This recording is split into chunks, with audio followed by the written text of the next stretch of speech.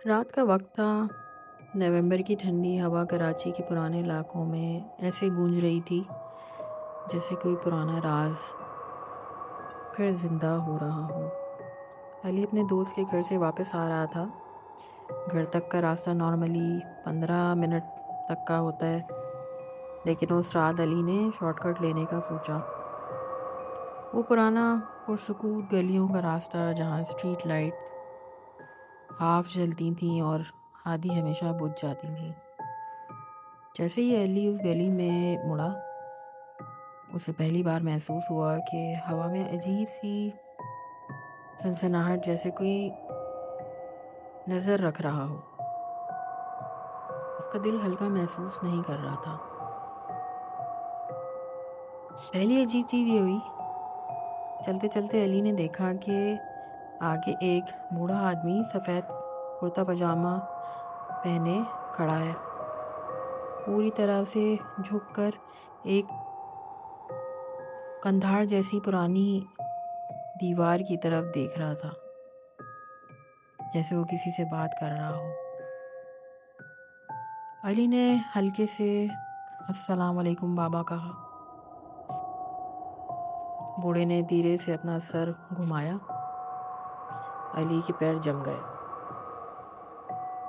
بابا کا چہرہ انسانی لگ ہی نہیں رہا تھا۔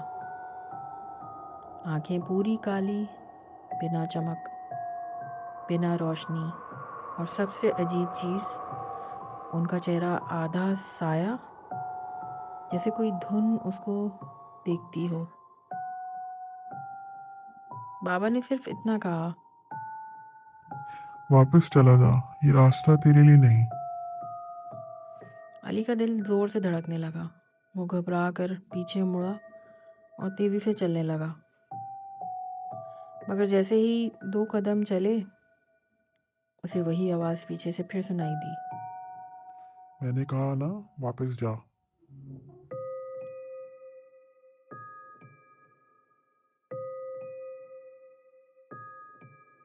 علی بھاگنا چاہ رہا تھا مگر پیر سن ہو گئے۔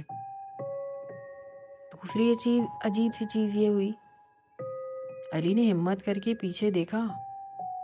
بوڑھا آدمی بالکل غائب ہو گیا۔ کوئی نہیں، بالکل بھی نہیں۔ پرانی گلی میں صرف ہوا چل رہی تھی۔ وہ لگ بھگ بھاگ رہا تھا۔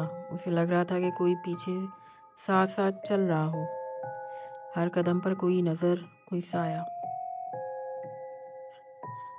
رات کا وہ ڈر۔ گلی کے آخر میں ایک پرانی مسجد تھی۔ اس وقت مسجد بند ہوتی ہے، لیکن اس رات وہاں سے ہلکی سی روشنی آ رہی تھی۔ علی مسجد کے پاس رک گیا۔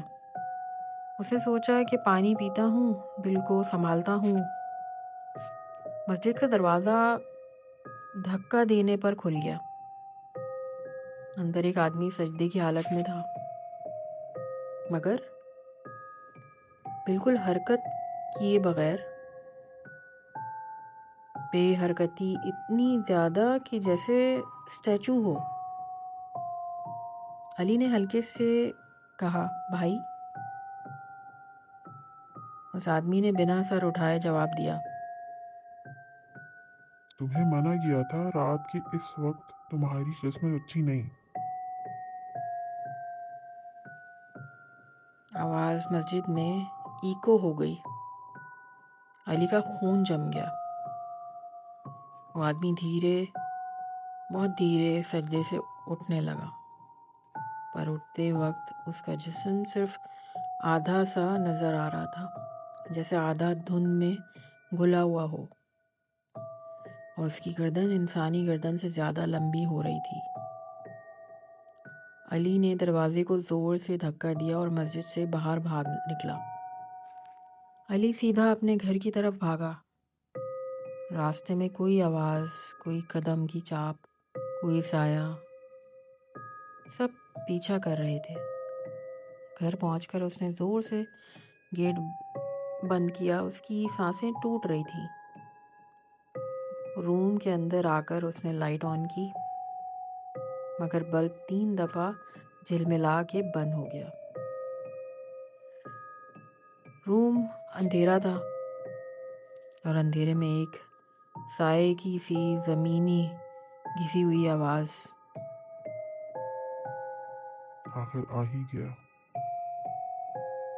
علی کا دماغ جم گیا. اس نے موبائل کا فلیش آن کیا.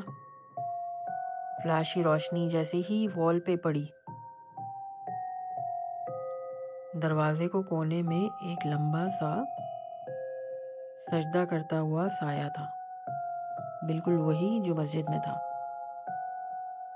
علی چلایا. موبائل ہاتھ سے گر گیا. روشنی بند.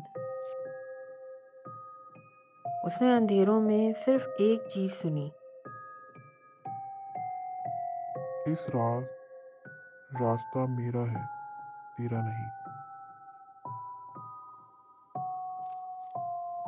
آخری چیز جو یاد رہی اسے. پھر علی کو ہوش ہاسپٹل میں آیا. گھر والے کہتے ہیں کہ وہ صبح تک بے ہوشی میں پڑا رہا. کمرہ الٹ پلٹ تھا اور کارنر کی دیوار پر صرف یہ لفظ لکھے ہوئے تھے: